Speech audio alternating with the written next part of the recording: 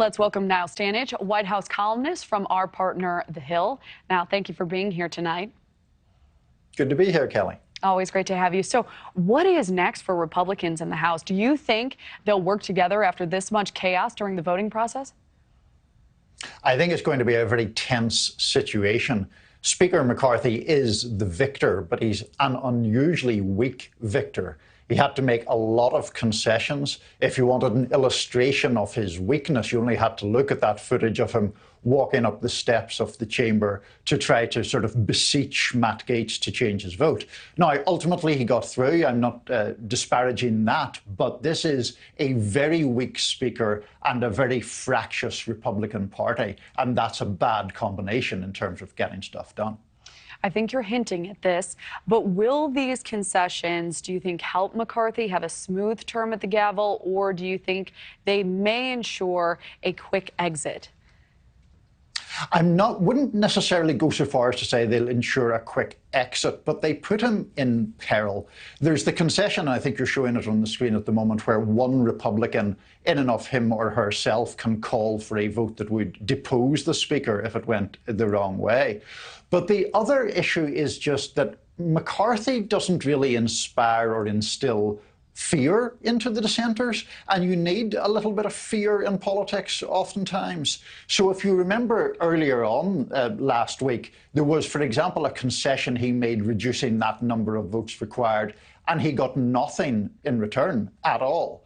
And he then had to make further concessions as the week wore on. That's the sort of thing that speaks to that lack of fear. If Democrats had done that to Nancy Pelosi, they'd have faced severe consequences, I think. With McCarthy, nothing really happened. So that's a problem for him. Really interesting. So what's to stop Congressman Matt Gaetz from, for example, from coming out and voting to remove McCarthy day one? Mainly the opprobrium of his colleagues, I would imagine. There's nothing in the rules that would prevent him from doing that. I think he's unlikely to do it on day one because he has just won all of these concessions. Congressman Gaetz actually said in a number of different media interviews that he eventually voted present because he'd nothing left to ask for. But the danger is that just a little bit further down the line, you could have Congressman Gaetz or any of his colleagues in the original 20 who were opposed to McCarthy simply putting McCarthy's speakership up to a vote again, voting against him again, and then we are back to square one, even after this historic 15-count election that we have just all lived through. So as we just heard from Joe, spending limits and specific committee spots are some of the other concessions McCarthy made to secure the votes. Which of these do you think is the most important, and why? I think that the capacity to for any member to offer amendments on a bill, you're going to have to bear with me on this, Kelly, because I know it sounds boring, but it is actually quite important. Because the problem about allowing an open amendment process from a practical point of view is that it allows members to insert so-called poison pill amendments.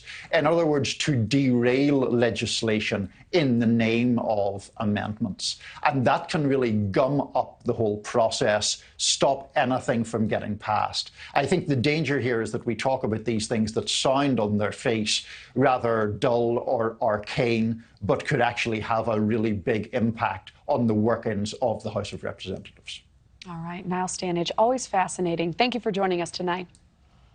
Thank you. Thank you for watching. Go to newsnationnow.com to find News Nation on your television provider. And don't forget to click the red subscribe button below to get more of News Nation's fact-driven, unbiased coverage.